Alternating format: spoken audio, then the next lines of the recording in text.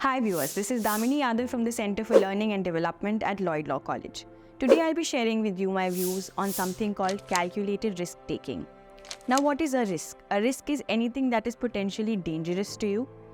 What is calculated risk-taking? It's a subcategory of risk-taking. Basically, it's when you use all your decision-making skills and all types of optimization to make sure all the negative outcomes are minimized and positive outcomes are maximized. Why are we talking about calculated risk-taking?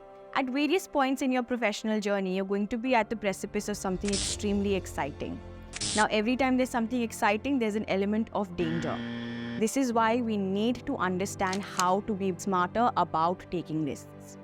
Now, how do we ensure that this happens? How do we ensure that we're making all types of calculated risks? There are three things that we have to note. Number one, you have to have a support team.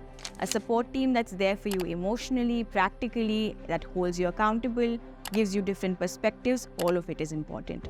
Next, we need to reframe what success and failure mean to us. Success cannot be the achievement of one final absolute goal, and failure cannot be the exact opposite of that. If, for example, you want to run a marathon, the idea of success cannot be finishing that race. Idea of success has to be narrowed down to your everyday life.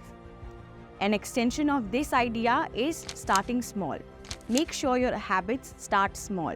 If you want to run a marathon, the first thing that you have to do every morning is put on your running shoes. That should be where we start. Thank you.